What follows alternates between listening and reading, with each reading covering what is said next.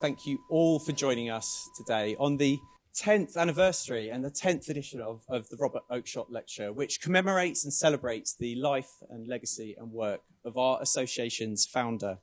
It's an absolute privilege to be here today, and wonderful to see a really packed room full of fellow employee ownership advocates and pioneers. I hope you've had good journeys, and we're in for a real treat this afternoon. I just want to start off with a few thank yous, if that's okay. First off, to our sponsors. I'm going to hand over to Stephen very shortly, who is a real EO enthusiast. So thank you, Stephen, for your support and for making today possible. Thank you to Bayes Business School and to Andre, Dean Spicer, for your host and for hosting us and your hospitality today. It's great to be back. And we really benefit from your continued enthusiasm for all things employee ownership. Thank you to Robert's family for your involvement today. And a very special thank you to Kevin Shillington, who's Robert's biographer, selling his book. There are copies outside if you've not already seen them. The book's been described as an excellent biography of a truly wonderful man. So thank you, Kevin, for all that you've done today. And finally, Kate Raworth, thank you so much for accepting my invitation and joining us today. I'm absolutely thrilled that you're here.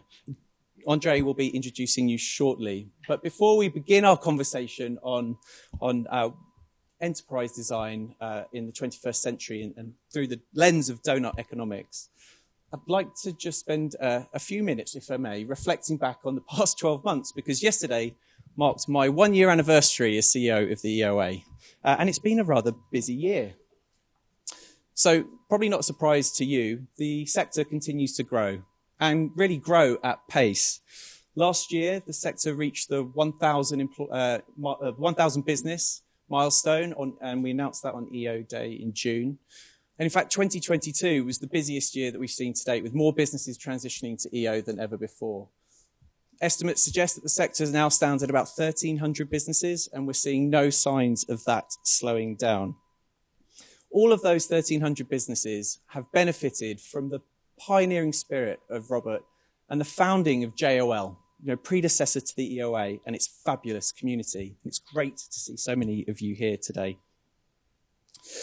And I'm really sure that Robert would agree that it's fantastic to see the community growing, and I think it's going to accelerate over the next few years as growing enthusiasm and interest in EO spreads at home and overseas. And I'm sure Robert would have agreed that that's a good thing, because he knew that employee ownership delivers meaningful change, and that change exists at the individual business and at the community level.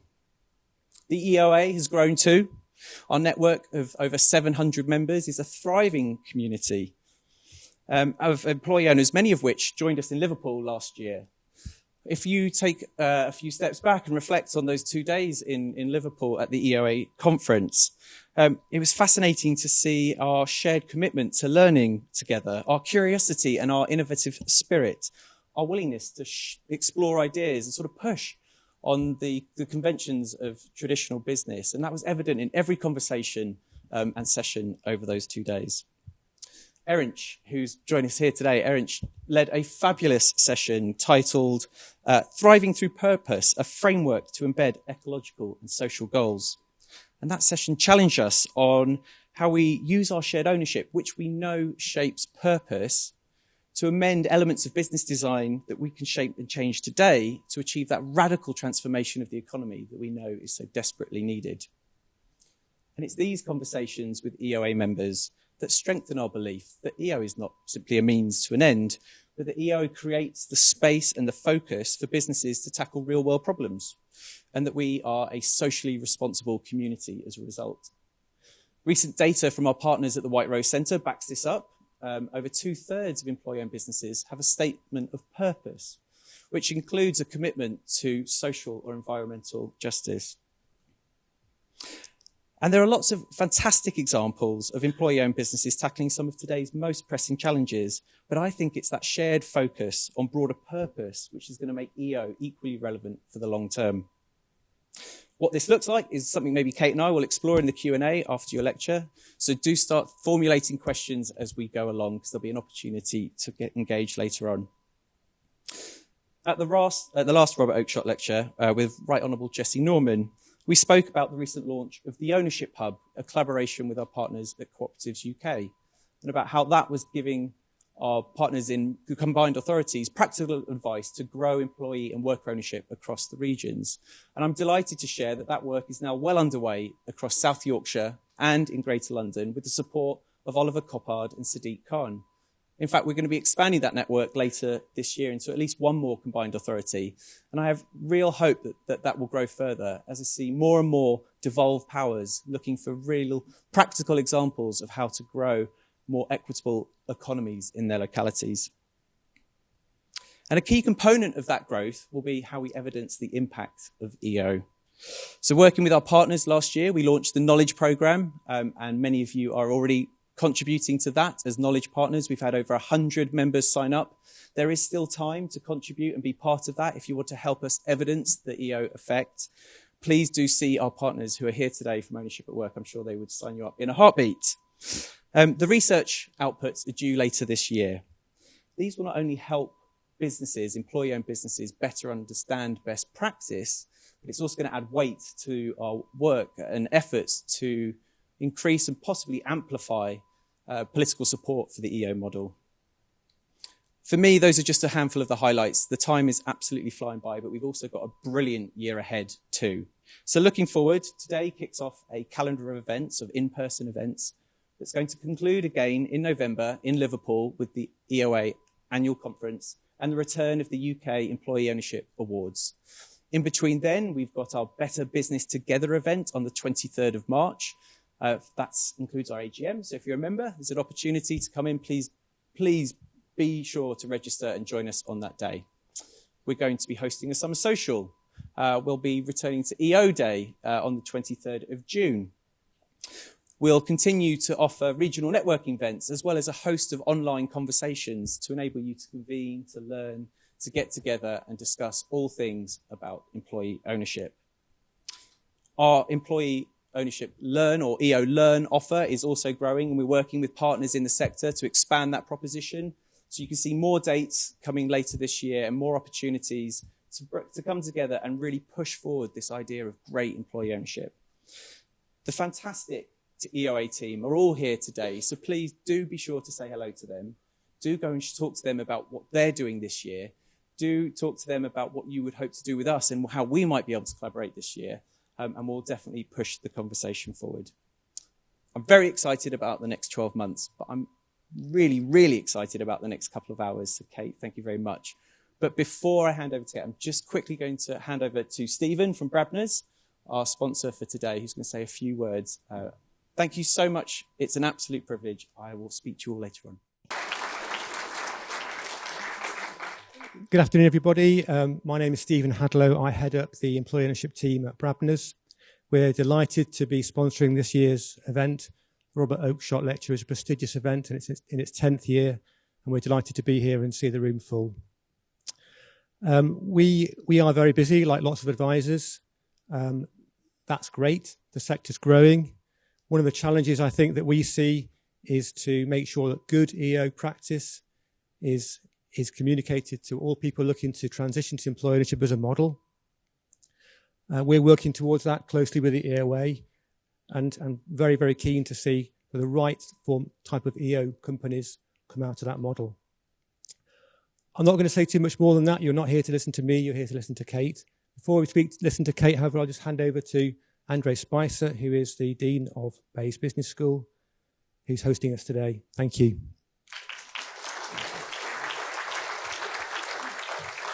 So, welcome. It's wonderful to see so many people here today.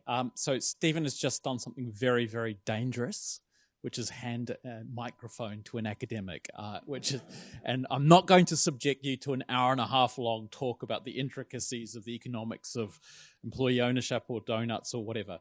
What I will do is to give you a very short sort of introduction to our speaker and also to Bayes. So I guess some of you may have visited us before. How many have been here before? Okay, last time you came, we were called something different, which was CAS. A few years ago, I think it was in the summer of 2020, I woke up in the morning, checked the BBC News, and there was a story about this, fallout from Black Lives Matter, and pointing out that there were many statues still in the city of London associated with slave traders. And one of them happened to be Sir John Cass, right? So this forced us to sort of take a look at our own history. Me being a kind of bit of a nerd, I found the history of the Royal Africa Company, checked it out, and he was indeed a major, Sir John Cass, who was the benefactor of the school, was a major shareholder in the Royal Africa Company, indeed on their governing council.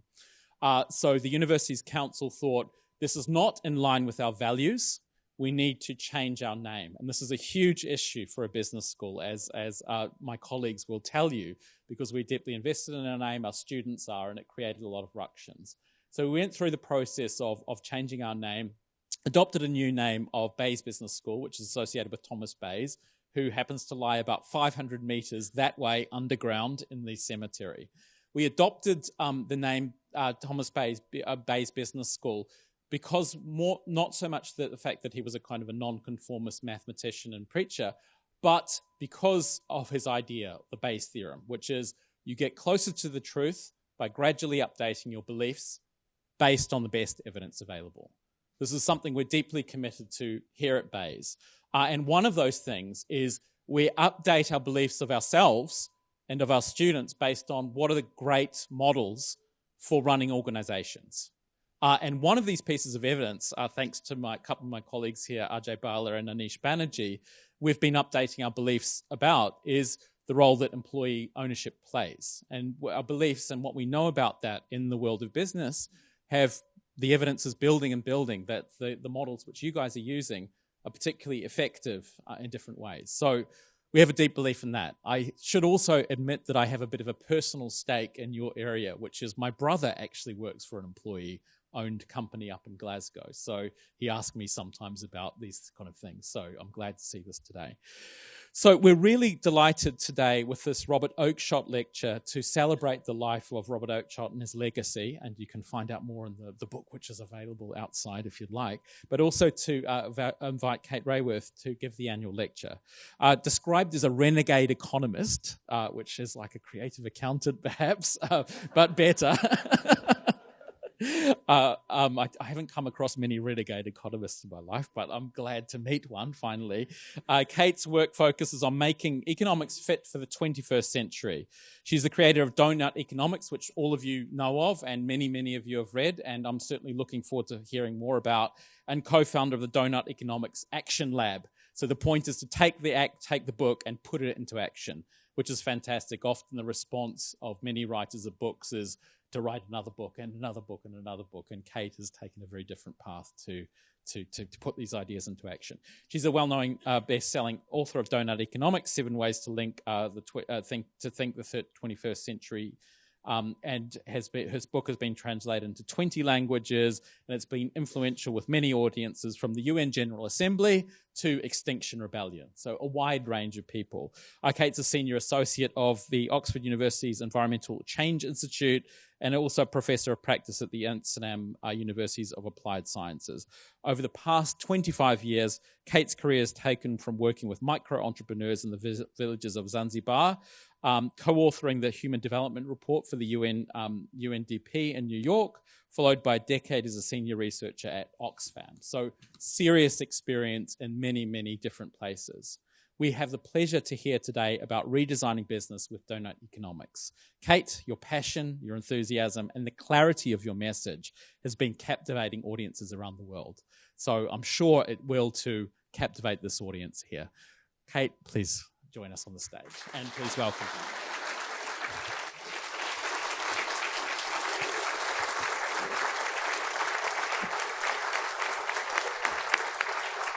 Hello, it's a real pleasure to meet you all, to be here. Thank you for that very generous introduction, Dean Spicer. It's an honor to be here speaking at the Robert Oakeshott Lecture. I met briefly with members of his family just now, but to me, to speak in the footsteps of somebody who has pioneered such an idea and then put it into action is very close to my own heart. The importance of ideas that actually then get put into action, right? So a big vision in the sky, but then that hits the ground and deals with the challenges of turning it into reality. We need more of this in the world. So I'm really delighted to be here today, especially meeting all of you from the Employer Ownership Association. And I'm very delighted to be accompanied by my colleague, Erinch Sahan, who is, put your hand up, Erinch, so they can see you. He is your man in Doughnut Economics Action Lab because we are a small organization. The name is very intentional, right? Doughnut Economics Action. It's all about doing this. And it's a lab because as we know that a lot of what we're trying is experimental. Erinch is our business and enterprise lead. So many of the ideas that I'm going to just talk about today, Erinch is the person in our team taking them forward. So if you want to go deeper in, catch him afterwards. And I'm very glad he's going to join us for the Q&A afterwards. So, yes, I'm here to talk about redesigning business with Doughnut Economics. So first of all, the health warning for anyone with a doctor in the family. Don't eat too many donuts, okay? That's not the message. The best donuts are conceptual. They're the ones that make us think differently. And I'm going to introduce you to the one donut that does actually turn out to be good for us. Secondly, even though we're here predominantly to talk about business and what it means for the design of business, I want us to just leave business aside for a moment and just be here as people. We're all here alive in these early days of the 21st century.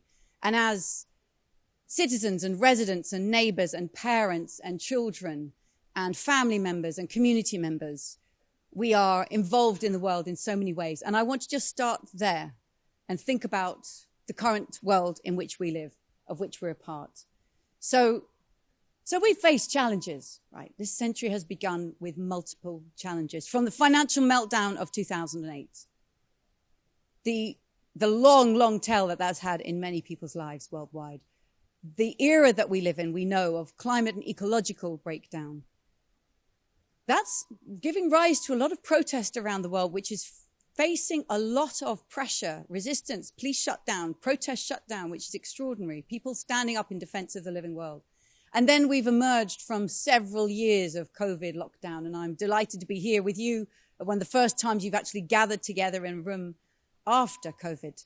So these crises and many others, they are reported separately in the news, but they're profoundly connected. They all show us how deeply interconnected we are with each other and with the rest of the living world. They hit people with huge inequalities of gender and of race, of wealth and power, inequalities between the global north, where we are, and countries in the global south. But they also all arise out of systems built on endless expansion. The financial system trying to endlessly expand it created its own bubble that popped. When we endlessly draw on Earth's fossil fuels and minerals, we induce climate and ecological breakdown. And when we have a human system of settlements ever encroaching into spaces of wildlife, coupled with ever increasing global travel by planes, this is creating perfect conditions for zoonotic disease transfer. So I think these are again and again a message that we need a vision of what human thriving and prosperity looks like that's not built on the idea of endlessly more. And that's where I want to begin. And this does look like a donut. So here it is. It's the only donut that I think we should all have in our lives every day. Think of it as a compass, right? A compass for human prosperity. So imagine humanity's use of Earth's resources radiating out from the middle of that picture. It means that the hole in the middle of the donut is a place where people are left falling short on the essentials of life. That's where people don't have access to the resources for food and healthcare, education, housing, income and good work, political voice, gender equity, mobility. And these come from the Sustainable Development Goals. The power of that is that every government in the world has already agreed that every person in the world has a right not to live in the hole in the middle of the donut. So leave no one falling short. Get everyone over that social foundation. So far, so good. But, and this is a big but, as we collectively seek to convert Earth's resources into housing and clothing and food and furnishings for a fantastic business school, lecture theatre, and all the things in our lives, we start using Earth's materials. And we take more and more from her sources of fish in the sea and timber in the forests. and minerals underground, and we put more waste into her sinks, carbon into the atmosphere, plastics into the oceans. And so we also risk going over an ecological ceiling of resource use. And this is defined by what are known as the 9 planetary boundaries. In 2009, Earth system scientists came together and they said, we believe there are 9 life-supporting systems that together make life work on this planet.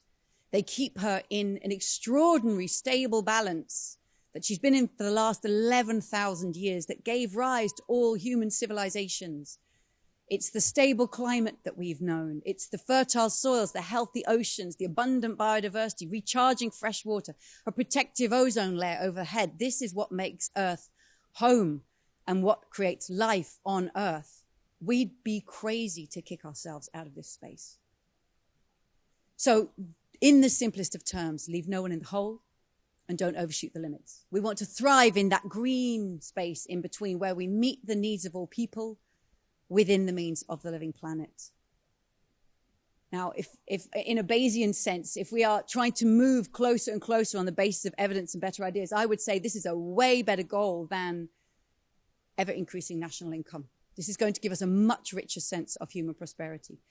And when this picture was first published, when I drew it in 2012, so just over a decade ago, I was amazed by how many people worldwide suddenly started using it. They felt they had permission to have a different conversation, empowered by it as a picture, speaking to a vision they'd long held but never seen an image that reflected it back.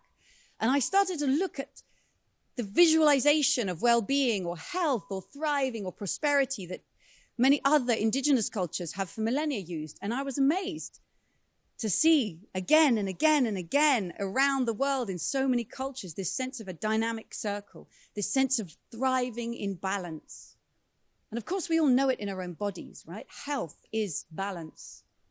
If we can take what we know from bodily health to planetary health, we give ourselves, I think, the best metaphorical opportunity we have to learn to thrive again on this planet that is our home and not ours alone. So if the donut offers us a vision of thriving prosperity, well, we are very far from that right now, as all of the red here shows. Billions of people are falling short on life's essentials. Every red is the percentage of people in the world who don't have that essential. We want to eliminate all of the red from the middle of the picture. But we're already overshooting multiple planetary boundaries. In fact, the Earth system scientists who created those planetary boundaries are about to publish an update, and on the outside, the signal is getting tougher. This is hard news. What's going to turn this around? Last century's economic theories and business models and government policies and community lifestyles, none of them were designed to turn this story around. We need new theories and new business models and new government policies and new ways of living if we want to actually turn this story around. Let me put it down in some headlines, right? And these headlines are coming daily. These headlines are familiar to us all now. I remember when I worked at Oxfam decades ago, where Erinch and I first met, we once did a workshop focusing around climate change, and we tried to write headlines from the future. We didn't write anything as shocking as what is now in the news. That's the ecological overshoot, and we know it has direct impacts on people. Food crises, water, energy crises, cost of living crises in this country and worldwide. And the richest 1% of people own half the world's wealth. This is actually the stat that I find hardest to really realize what that means. The extraordinary degradation of the world and inequality that it has. I believe our children's children will pull images like this and headlines from these from the archive. I hope it's just in an archive by the time our children's children are here, and ask us, what did you do? What did you do once that you knew, once that you saw this challenge in the world? What did you do in your life, in your community, in your work, in how you voted, in how you volunteered, how you invested and divested and protested? What did you do to be part of the story of turning this around? And of course, what brings us all together here today, I believe, is a key part of unlocking that possibility of how we redesign business.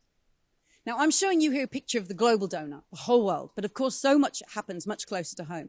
So let's take a few countries. We've got at one end Malawi, so on $1,500 per person per year. A lot of red in the center because there's a lot of human shortfall in Malawi, but they're not overshooting planetary boundaries in a fair share at all. You've got China with a double whammy, both human shortfall and already overshoot. I'm going to jump here to the United States, a country on $64,000 per person per year. They should have a totally blue center of the circle, but they've got very significant inequality that, of course, creates deprivation in the midst of huge wealth, just as we have in this country, but massive ecological overshoot. Now, I've got Denmark here. I could have put Sweden or Norway. These are countries that people think, oh, but surely the Scandinavians, surely they've got it sorted. The message is, no, they haven't. Massive red overshoot, just like every high-income country. By the way, the UK is, well, you're not going to be surprised. The UK is got plenty of red in the center and is not doing so well ecologically. There's one country in the world that's closer than any other to living in the donut, and it's Costa Rica, right? Coming closer to meeting its people's needs almost within the means of the planet. And it hasn't even actually been fully targeting to do this. So this gives us massive hope. Maybe it's possible. What if we actually tried to do this? What kind of policies would a nation put in place? What kind of businesses would we design? What kind of lifestyles would we lead? What would we teach students in economics degrees and in business schools if we were actually aiming to do this? Let me put these in a scatter plot of over 50 countries, right? There's the sweet spot, that top left-hand corner where we meet the needs of all people, but we do it within the means of the living planet. Now, the first thing you see, again, not a single country's there. Costa Rica close the most. So I would say, if you ever find yourself talking about developing countries and developed countries, I can't see a single developed country here. There's nothing developed about overshooting planetary boundaries. So I would invite us all, next time you say advanced nations or developed nations, really? On this metric of what prosperity is, nothing here is developed. We are all on transformational journeys. We've got some nations, let's recognize that these countries are all interconnected as well, right? They're standing separate on the scatter plot, but they're all profoundly interconnected by histories of colonialism. And it's beautiful that that's already come into the room, right? Renaming from Cass to Bays to recognize that colonialism, that's the history. Military power, corporate power, trade and finance rules, resource extraction, the current and future impacts of climate change. Trends that are predominantly from countries in the global north, creating impacts in the global south. So we need transformation within and between nations. Not easy stuff, I know, after afternoon tea, right? But this is the challenge we face. And this is the path we've taken. So the 20th century history of economic development, as economies got richer, they've gone like this. They've gone up towards that corner, but straight past it. And that's what we've got to turn around, because this has been the way that development has happened. Very different story. Now we don't count it just as getting richer income per capita. These pathways have been degenerative, running down the living world. You can see that red overshoot, and they're divisive. The richest 1% own half the world's wealth. And we know a lot of that is concentrated in high-income countries too. How do we turn this around? So how do these low-income nations, I'm talking about Uganda, Tanzania, Malawi, Nigeria, countries I know that Robert Oakeshott cared a great deal about, how can these nations rise, meet the needs of all people, but do it without overshooting planetary boundaries like every nation before them did? That's an unprecedented journey. How can middle-income nations, Bolivia, Turkey, Russia, Mexico, Peru, China, how can they do a double whammy challenge of meeting people's needs for the first time, already coming back within planetary boundaries? The countries that are closest, Costa Rica, Mauritius, Chile, Jordan, do us all a massive inspirational favor and just arrive. Actually, what would it mean if one country did that and arrived there and showed that this is possible? The leadership that would show.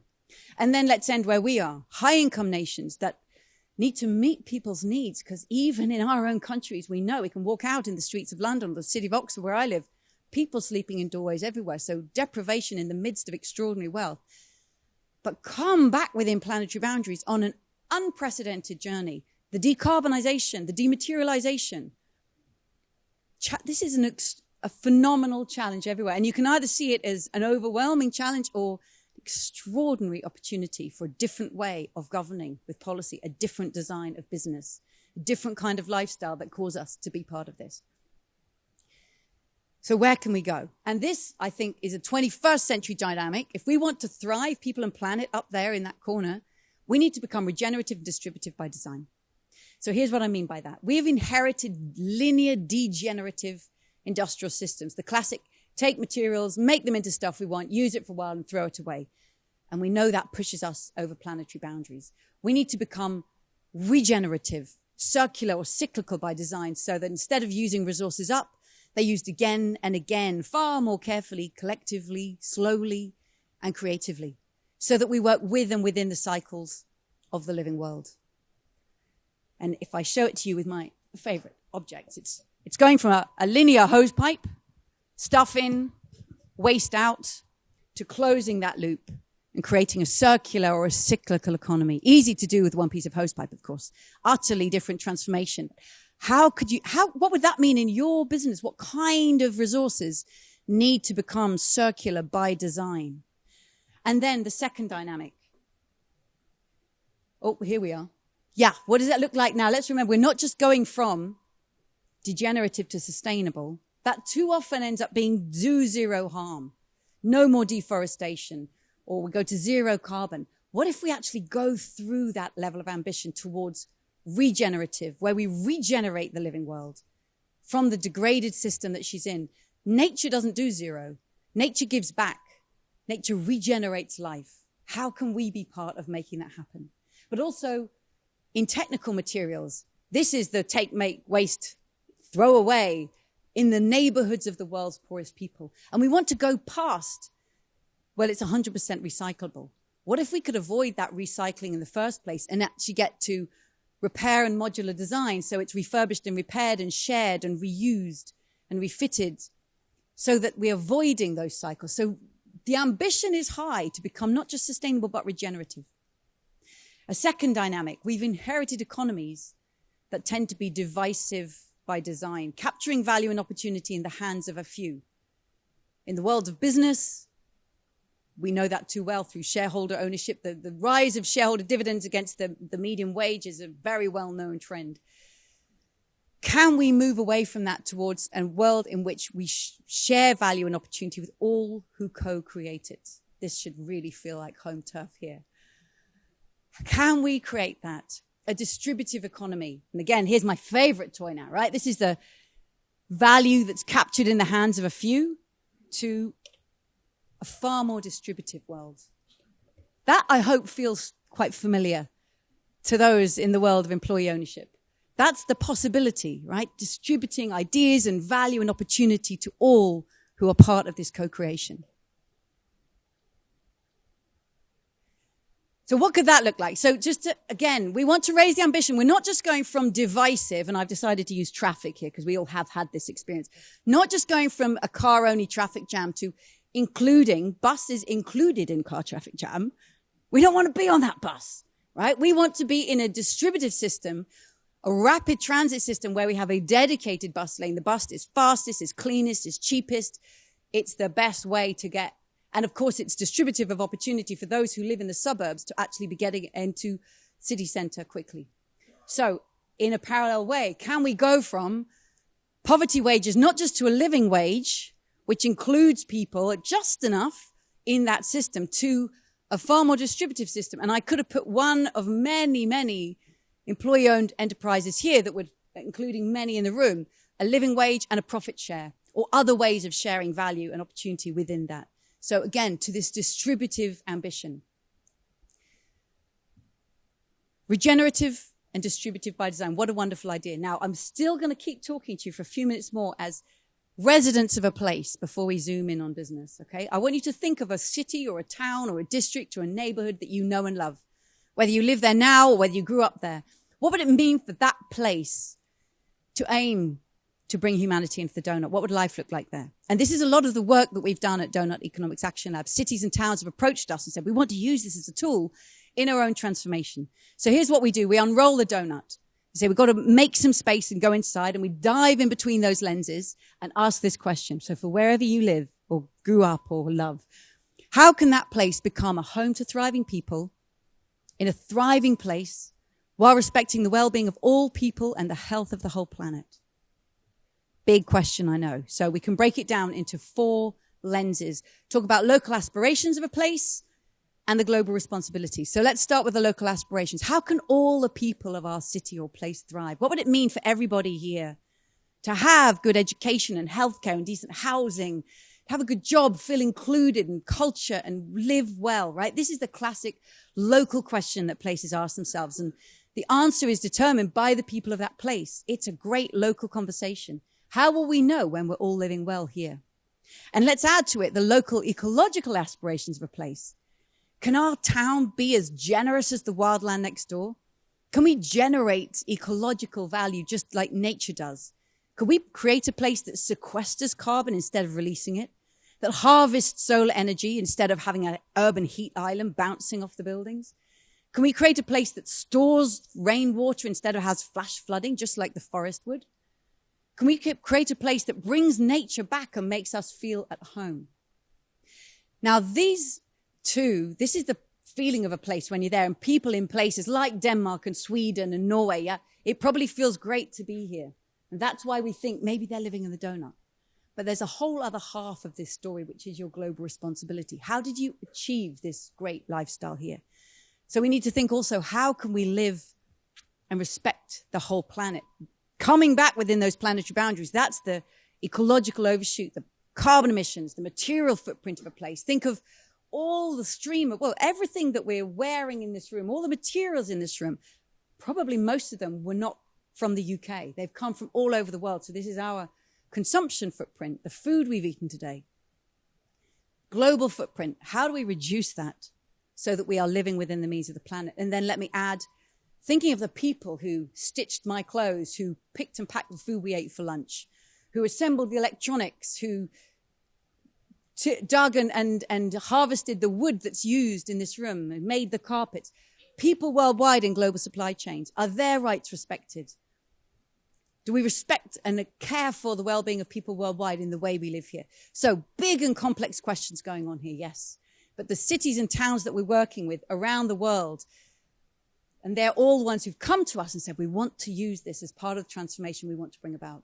We're saying we're having a richer conversation, a holistic conversation where everything is recognized and seen, and we are driving ourselves towards a vision of the place that we want to become. So let me then ask, what does it mean to bring these ideas to the world of business? Now thinking, okay, in the role, not just as a resident or a place, but in the field of business. What would it mean for a company to sit around the donut and say, could we do business in this space? And I'm going to share the tool that Erinch has led us in at Doughnut Economics Action Lab in developing, and invite you to think, would that be a useful tool for us to use in our company? So first, some companies that have started bringing about regenerative practice. Not to say that any of these have got it completely sorted, but they are on that journey with that ambition, whether it's modular open design of a Fairphone so that it's not thrown away, it's repaired and refurbished and reused.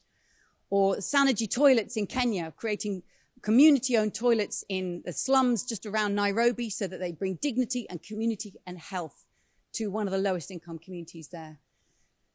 Circularity of materials, Houdini Sportswear, everything they make is either made from recycled nylons or from organic fibers so that it can be separated and reused and respun. And they open up their designs to share because they want to create an ecosystem of material use. And then interface, taking seriously those ideas of what if we were as generous as nature next door? Can our forest, can our factory be as generous as the forest? Can we sequester carbon? Can we cool the air? Can we house wildlife in the way that the forest would have if it were here instead of our factory? So regenerative practices beginning, and also, of course, distributive practices. Employee ownership in the room, and here in Creative Handicrafts in Mumbai, where they intentionally find the most marginalized women in the community, train them up and enable them to have a job in a company that's controlled by its employees. Or Richer Sounds, with, again, an employee-owned company with strong commitment to staff, as many are in this room. Fairbnb, you can probably tell, just add one letter and you've transformed the business. It's not Airbnb, it's Fairbnb, where a lot of the money, you can only have a landlord can have 2 properties, not hundreds. And the money that's paid by the person renting the space, some of it goes back into projects in the city, and 50% of the money raised by the platform gets back invested in community projects, distributive of value to the community. And then lastly here, companies like Lush committing to pay their fair share of tax. As we know, many companies spend a lot of time paying as little tax as possible, in few places as possible, as rarely as possible. And they said, no, we commit to the fair payment of tax, contributing back to the society on which we know we depend. So regenerative and distributive practice. What is it that enables that? Because many other companies are stuck wanting to do these things, but somehow are stuck. And some of the amazing conversations we've had behind the scenes with some very big companies start telling you this. So, for example, a tea executive says, a living wage for tea pluckers cannot mean we pay our suppliers more. The market just won't reward it. They'll have to fund it by raising their productivity. In a major fast-moving consumer goods company, senior executive said, look, leadership on human rights and wages in our supply chain, that's not going to give us a competitive advantage. Focusing on this publicly would just give us a reputational risk. We can only move as fast as the rest of the industry. This must sound very, very familiar. And then in a fashion brand, I met the head of investment in innovation of a major fashion brand. She said, I've been asked to create a range of regenerative clothing while being expected to deliver the usual 15% profit margins from the outset. This is impossible. The constraints of mainstream business hold back so many transformative ideas. So we need to look not just at the design of products, but the design of business itself. And this is where I want us to land. So many companies are stuck over here in degenerative and divisive design.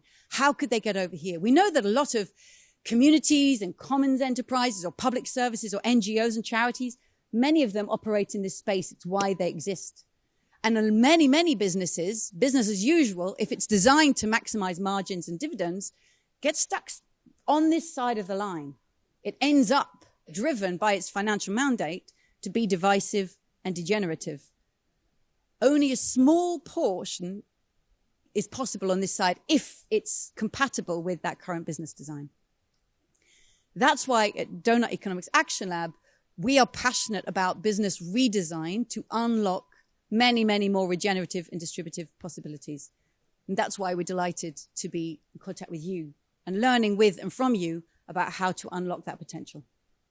So we can ask, against these 5 deep design traits, your purpose, networks, governance, ownership, and finance. So many companies in the world are stuck asking, how much value can we extract through this enterprise? Right? We can all think of companies that have all operated like that, been celebrated like that. But the most exciting ones that we encounter are asking a completely different question. How many benefits can we generate through this enterprise? What else could it do for the community, for the living world, for the neighborhood, for the workers in the supply chains? How else can we support and enable others? And what is it that divides them? We think it's these deep designs. So let me run through them one by one. Purpose. What is the purpose of a company? Why does it even exist? And how is that purpose made visible, not just in the strap line that's on the website, but in the daily meetings, in the aspiration of why young people choose to join, in the relationships it holds? Here's one example. Manos del Uruguay is owned by women artisans, producer co-ops across Uruguay. Their purpose is to support the livelihoods of the members and their families. So these rural workers said, we want to create a good business for our beautiful yarns that we create. We're going to make our own business. Our purpose is good livelihoods for our workers. And of course, everything is driven around that. And James earlier said 2/3 of employee-owned enterprises have a purpose statement that mentions social and environmental justice and benefits. What if every employee-owned enterprise said, let's look again at our purpose? What would it mean to actually bring this into our purpose, not just in words, but in action? How would we bring that in? Networks, meaning all the relationships of an organization with suppliers, with staff, with customers, with industrial allies or partners. Are these commodified relationships, or actually are they deep relationships that embody the purpose? And to bring here just one example, El Puente, a German fair trade distributor. We all know that when COVID hit, many supply chain contracts were cut or people pulled back, de-risked themselves, pulled away from those longer-term commitments. And of course, suppliers around the world bore the brunt of this. El Puente went in the opposite direction. They actually paid up front. And they said, deliver when you can deliver. We know you're facing shipping challenges, but we are supporting you because we exist in our purpose. We exist to enable the livelihoods that you support. So they used their purpose to lean deeper into that network relationship. Going to the third one, governance. How is a company governed? Who's in the room and on the board, and whose voice is heard in decision-making? We know that a lot of mainstream governance can follow just a very financial board of directors. But what if governance follows a far more innovative direction? Faith in Nature, a shampoo and beauty products company, got famous recently for saying we are the first company in the world to give a voice to nature, give nature a vote. They have given nature a seat on the board. So one of 11 directors is now represented by nature with an equal vote. And nature's voice is held by legal firm who represent nature, but may change over time. Who can best bring the voice of nature? What would nature do? That was always their strapline in their internal question. What would nature do? And they said, why don't we actually embody that in our governance and make it part of our legal decision making? How could others give nature a voice on the board, or give supply chain workers a voice on the board? What could that look like in your own organization? What could that change and open up and unlock? Ownership, down to where you belong, where you're what brings everyone here together. Of course, the power of changing ownership away from the stock market, the 20th century business model, to many, many other designs. And I'm here going to celebrate what you're all doing in your ownership, and also bring this example from Patagonia, who decided to separate the power of the vote from those who receive the revenue. So the Patagonia Purpose Trust holds the lock on Patagonia's mission. We're in business to save our home planet, so making it's in service of nature. And they hold all the voting shares. But the revenue goes to an NGO, an organization that they've set up that invests again in the living world. A really innovative form of steward ownership. What would it look like to innovate with your own form of ownership? What the trust? How could you innovate around your model? Or what would it look like to bring in either nature or other share owners and shareholders in a similar kind of innovation? To us, this is a really beautiful example of innovation.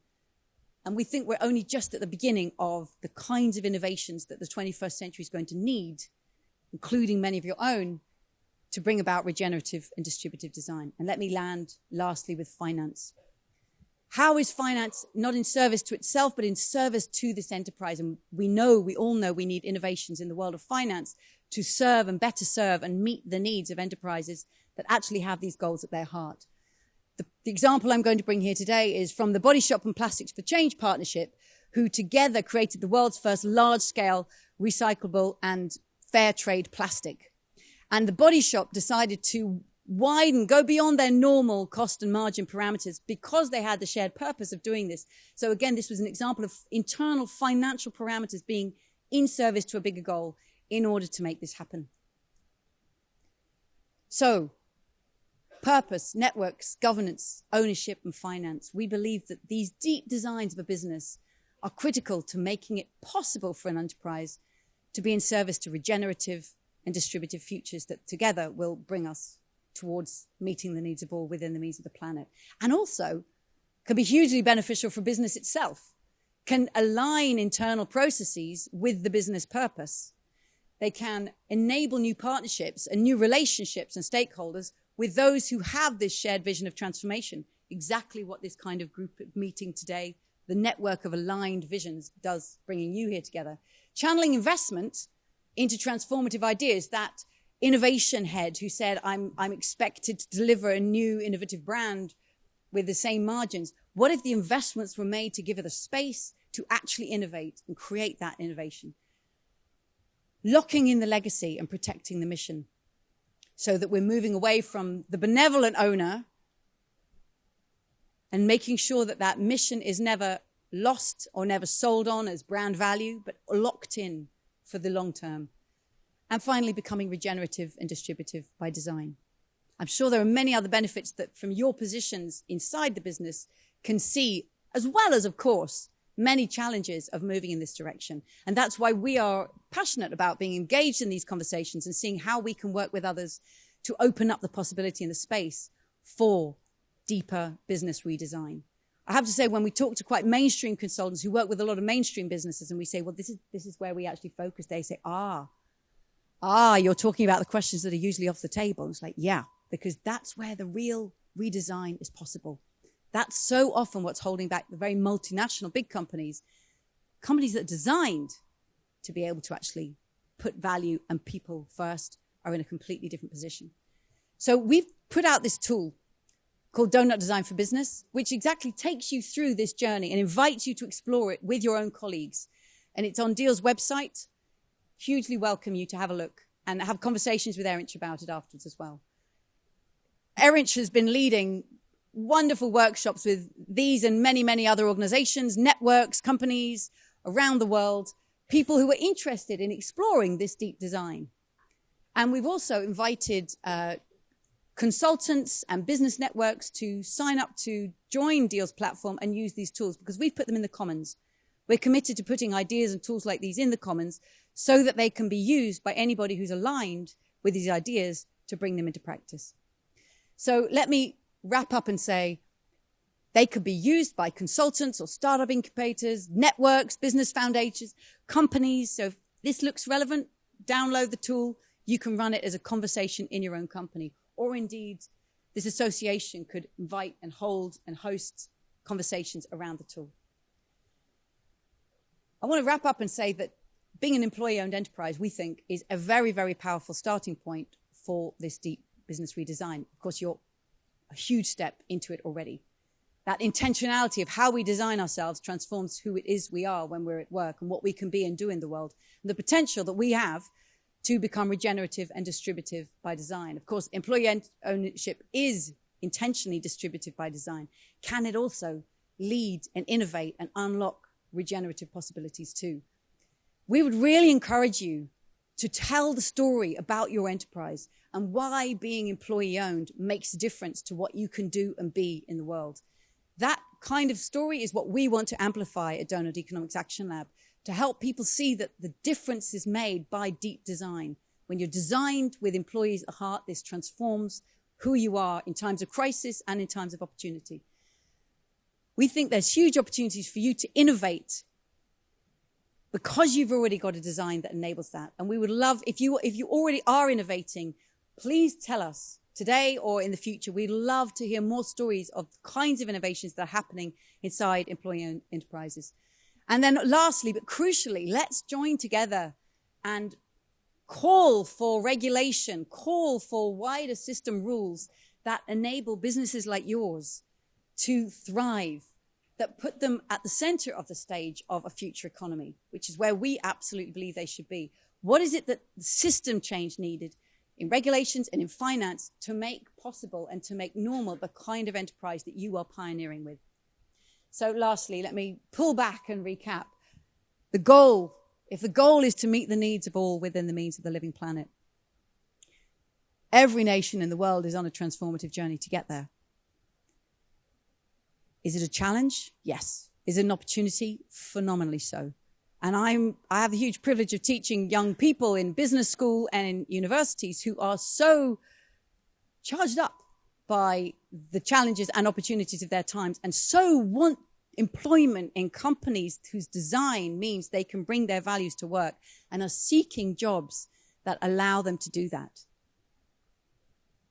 This tool for cities, what would it mean to live in a place that was regenerative and distributive and aiming to bring humanity into the donut? And I speak to you as a citizen and resident of wherever you are, thinking of that for the future of your place, but also as an employer or an employee or an enterprise owner or a member of your organization.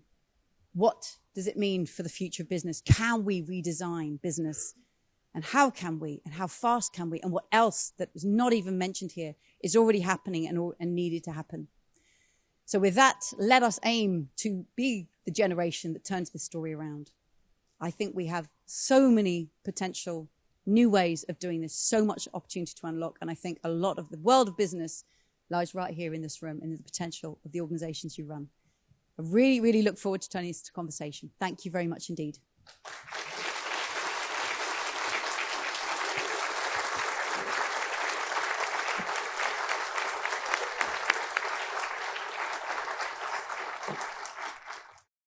I would like to say Erinch, my fantastic colleague, Erinch began his career working at Procter & Gamble, selling shampoo for Procter & Gamble, and had a moment of, why am I doing this? We met when we both worked at Oxfam, and he was leading some fantastic work in our private sector team of thinking about this deep design. He then became the CEO of the World Fair Trade Organization, and so has a very rich understanding of what it's like to work with very marginalized and vulnerable people through global supply chains. And I'm thrilled that he joined Doughnut Economics Action Lab to lead this work with us. So that is why I really want him here on the stage. And he's also working closely with you and on the nuts and bolts of this work. Absolutely. And Erinch and I first met at the conference last year in that session, and we're really encouraged by the enthusiasm in the room. And we've been talking since around some of the examples of that innovative practice of redesign that sort of sit within the 5, do you call them pillars or areas or layers of design. So let me start before we hand over to them, because I'm sure they're chomping at the bit to ask you questions. So I'll take privilege as chair, if that's all right. We're a big step forward as a community with ownership. Yeah. In terms of the next step, that's ownership quite often leads to, well, what next? And I said earlier on, ownership is not a means to an end. It's the start of a conversation.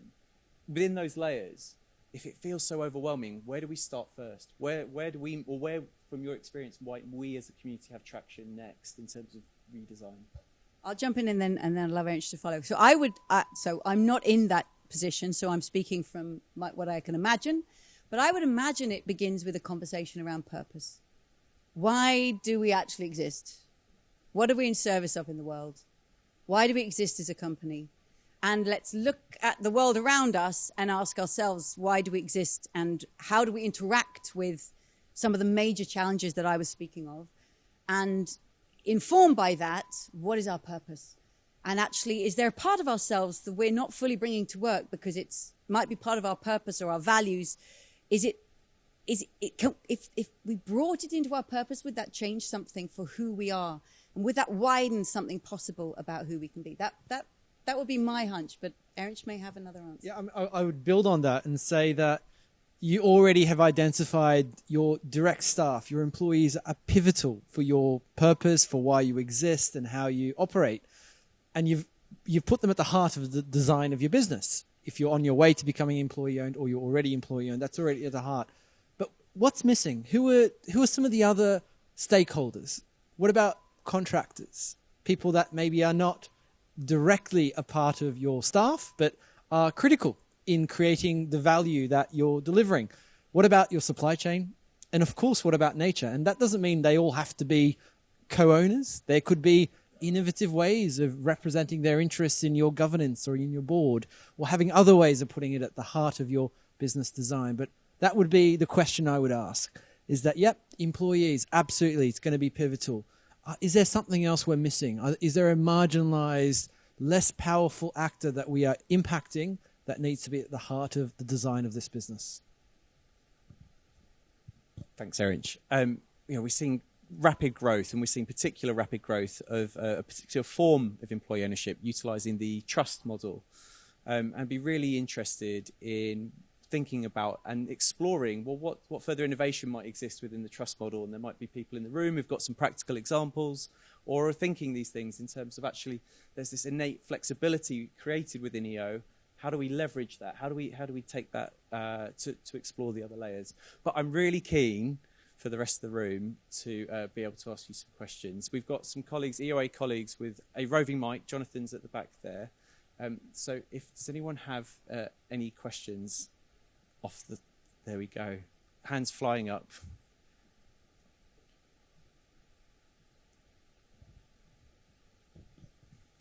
Thank you. Thanks very much, by the way. That was really brilliant. Lots of graphs that showed things that are very hard to think about if you don't have the graph. Anyway, my question is about, I suppose, the fact that oftentimes when you have to make these kinds of changes, you find yourself in the constraints of the same legislative environment as everybody else. And if these things put you at a disadvantage, even though you want to say, let's step away from a bottom line kind of focus, then you might be in competition with people who haven't taken that step.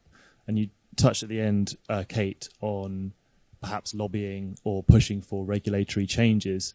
Is there anything which you would say is at the top of your pile, things that we should be pushing for now? I mean, I know, so I work in architecture, so we're very interested in embodied carbon and biodiversity, but that's just one sort of slice of your donut, pizza, etc.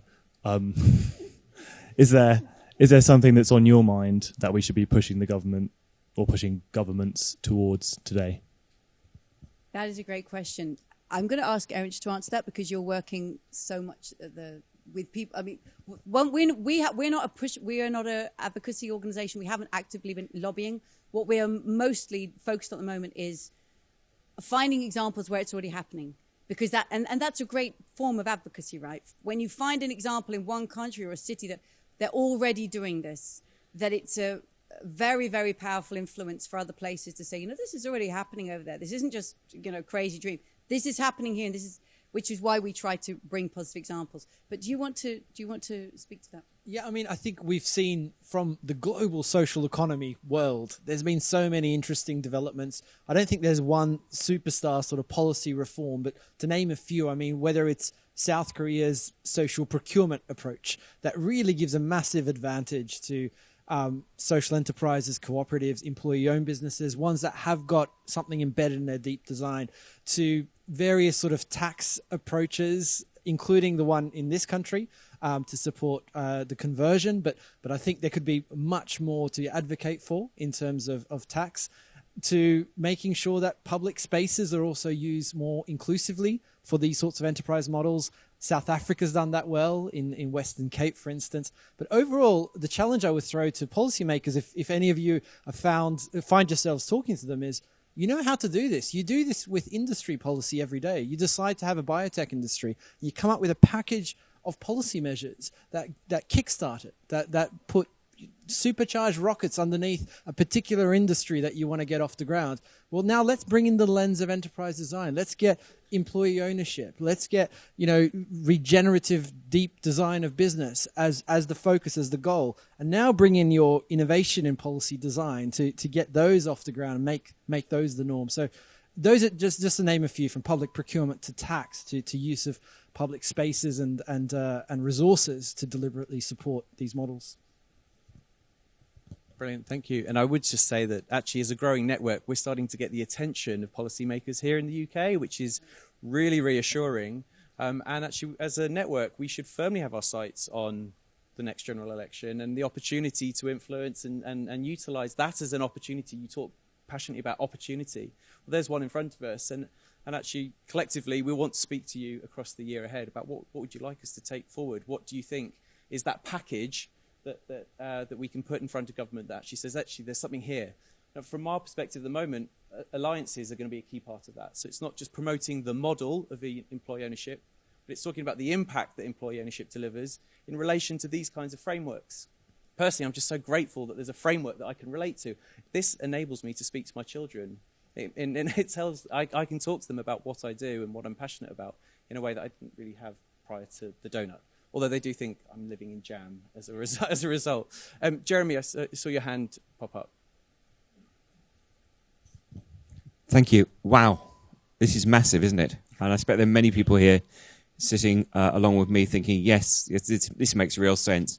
But I also expect there are a few who may not publicly want to admit the yes, but.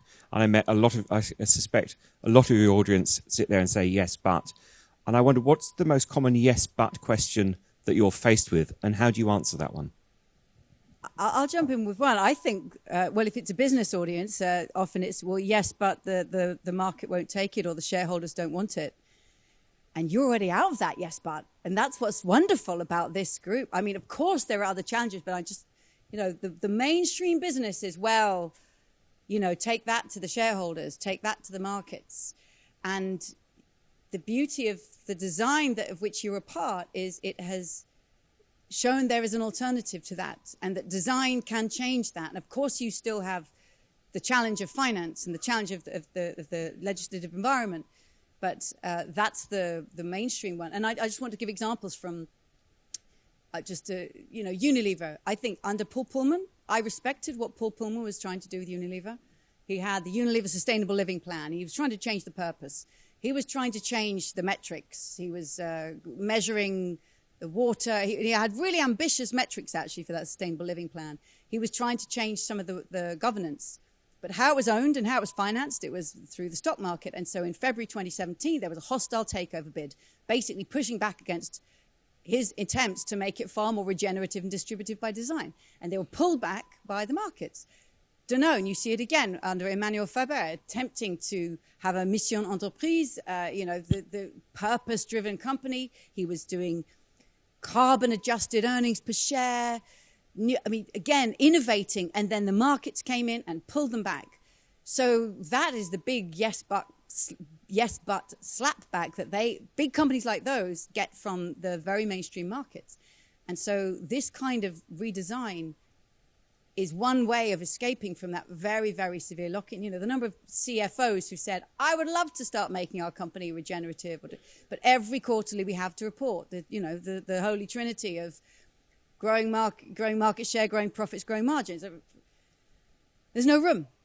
So getting away from that, what's your yes but? My yes but is, how do we tell the story of what employee ownership, social economy, all these different models are doing in a way that distinguishes them from some of the okay-ish things happening in mainstream business? I think some of the yes buts I get thrown back is, I could do some of this, maybe do something massively transformational, change my deep design. But you know what? The marketing spin on sustainability is so good for competitors that aren't doing this that the public aren't going to tell the difference. Are they going to know the difference between what I'm doing, which is deeply different in terms of bringing employees into my ownership mix, sharing my profits, reinvesting for impact, making really the purpose, the social purpose at the heart of this business? How are they going to tell the difference between that and just a very shiny, glossy sustainability report with fantastic marketing using terms like regenerative now and, that sound roughly the same? So how do I tell this story in a way that really advantages me and also allows me to distinguish the transformational impact that this is happening from some of the greenwash that is starting to wash over all of this and making it all feel like a bit of a false equivalence?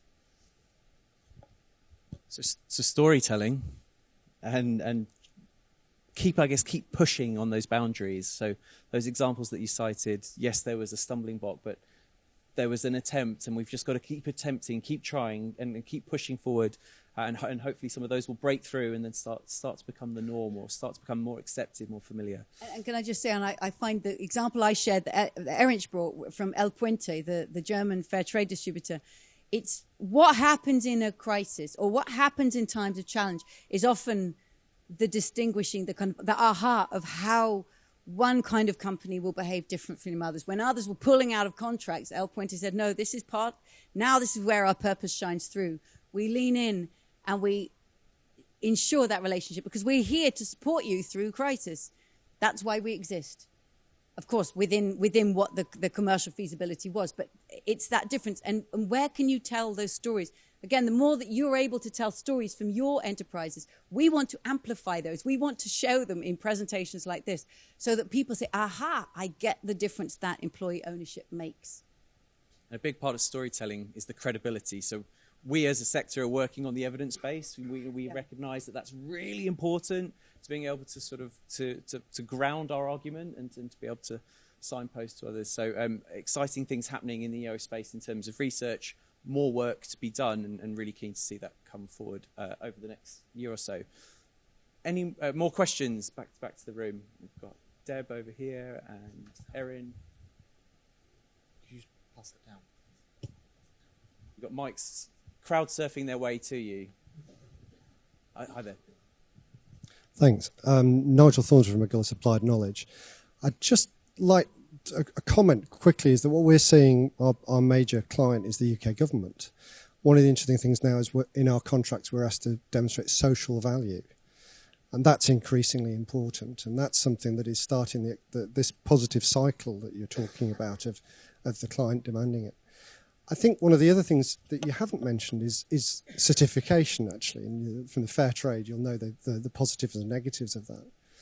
Things like B Corp, things like the UN Global Compact. I wonder if you'd like to comment on that as mechanisms to help externally demonstrate the process and actually start that positive adding value to your sales proposition?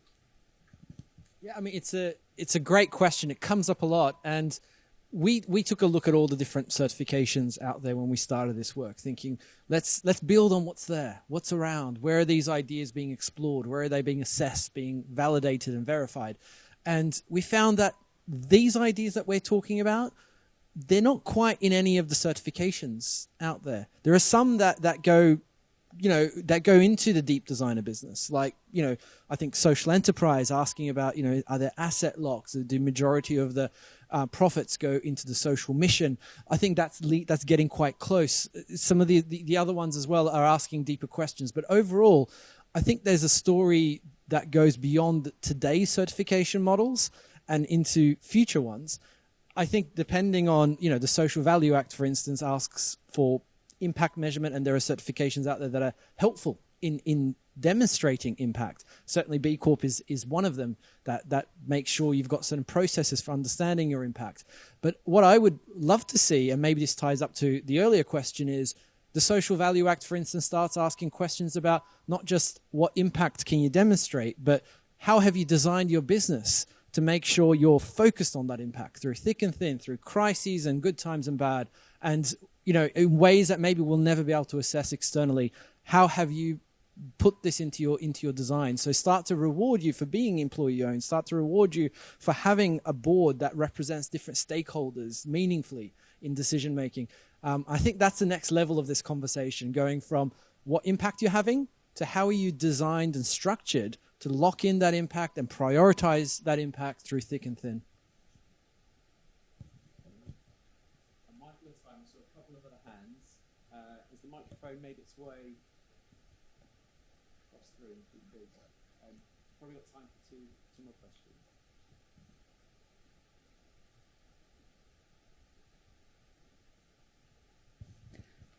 I work for an employee-owned business that has a value. One of our values is reasonable prosperity. But one of the things I have noticed recently is that, people fear messages around abandoning growth.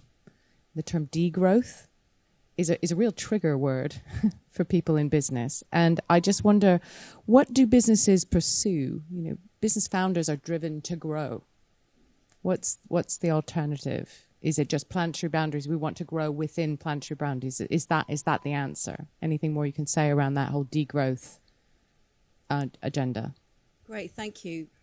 Great question. And I've heard before this concept of companies saying we aim for reasonable prosperity, and I think it's very powerful to bring that intentionality of a language that then brings us a conversation amongst employees of what does success look like for each of us in our lives. So around the question of growth, growth is such a fascinating. I need some hose pipe. So the way that we talk about growth, particularly I think in the West, particularly when it comes to economics, it looks like this. This is growth, right? It's endless. It's an exponential curve that goes through the ceiling, and we don't ask really what happens when it goes through the ceiling. And if you listen to any politician or indeed any economist advising a politician, it's that. And there is something absurd that we are here in the UK in one of the richest countries in the history of humankind. But if you listen to Liz Truss, she said growth, growth, growth. If you listen to Keir Starmer, he says growth, growth, growth. There's something extraordinary that the solution to all of our problems, even in one of the richest countries in the history of humanity, is yet more growth. And there's no discussion of when that might ever end. Now, if we think about nature, nothing, and nature is the living world on which we all depend, and this makes this life on this planet work. Nothing in nature succeeds by doing this forever, right? Nothing succeeds by trying to grow endlessly. It destroys itself or the system on which it depends. And we know that in our own bodies. If a friend of mine went to the doctor and he told her she had a growth, that's very different. Suddenly we don't like growth, and we understand that there is a very different relation. That's why I mentioned bodily health at the beginning. We know that our bodily health does not depend on endless growth. It depends on thriving in balance. And that is nature's growth curve. Things grow and then they grow up. Now, I was showing countries. So Malawi was, I'm going to have to use my nose as a third hand. Malawi was somewhere down here, right? And then I had China, and then I had Denmark. Countries are at very different places on that growth curve. And that's why in the chart, some countries were I called rise countries, and some were reorient, and the high-income ones, you remember, I had them called reduce. Since you just mentioned the concept of degrowth, I don't use that framing because I think when I listen to the way it's discussed in public debate, it's very, very often misunderstood and for very understandable reasons. But when I really lean in and I listen to those who advocate degrowth, what they're saying is to come back within planetary boundaries while meeting the needs of all people. That's what they mean by it. Of course, what we hear is make GDP go down, which is, now the whole question is, how do we come back within planetary boundaries, which is surely a planetary requirement for life on this planet? How do we come back within while creating companies that thrive and creating lives that thrive? And then it means what kind of company can be in service of that. And that's why I would say businesses that at the heart of what they do is to regenerate the living world by massively cutting our carbon footprint and our material footprint. Those are the kinds of companies that the world wants to see grow. We want to see them grow and replace the degenerative and divisive ones. Now, should those companies grow endlessly, now we're back at the heart of what does it mean for a company to thrive? What is our purpose? And I would say I don't think there's any company in the world that should say we need to grow endlessly. That's hegemony. That's global domination. And I don't see any of us thriving from a company who is dependent upon growing endlessly. We know that what that drives companies to do. So again, it goes really deep, but it's a very profound question. What would it mean for a company to be able to grow until it's grown up? How big is enough? How much of a market share? How many employees? And at what point would it actually make more sense for there to be another company doing something like us somewhere else, rather than us just get bigger and bigger? So moving from scaling to seeing this kind of work spread and connecting with others who are like us in an industry ecosystem. But that's a profound mindset change as well. Thank you. Thank you for that question. If I can just add one quick anecdote to that, because I met this amazing gentleman called Matthew John in India who started an organization called Last Forest. If you look up Last Forest, social enterprise, organic, fair trade, you'll find it. It's based out of a forest. He works with indigenous people who are using products out of the forest to make soap and bee and honey and various other products around the world. And I remember going to him and saying, "This is amazing. You've got such a phenomenal business as a social entrepreneur. How do we scale you up?" And he said to me, "Erinch, you're asking the wrong question. How do you replicate me? And how do you decide when I am at the right level and the right size?" He said, "I'm at the right size for the ecosystem on which I depend. I shouldn't be any bigger than this. I shouldn't increase my sales or my revenue beyond this current level. This is the healthy size for my business." I think it was roughly around €1 million turnover per year, by the way, at the time. But that always stuck with me, is that what is the right size for the business, assuming it needs to exist, has a place in this world? And that's maybe one of the tougher questions for all of us to ponder. And on that note, I have the unenviable task of bringing today's lecture to a close, because we're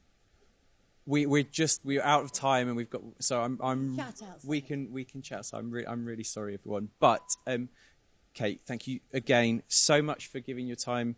Thank you for what you've gifted. I really hope that Robert's family would agree that it's been a fantastic tribute to his work and the work, his pioneering spirit. So in a different way, living on in a different way. Thank you so much. Thank you, Erinch, for joining us too. Thank you all for joining. We will be outside networking for a bit.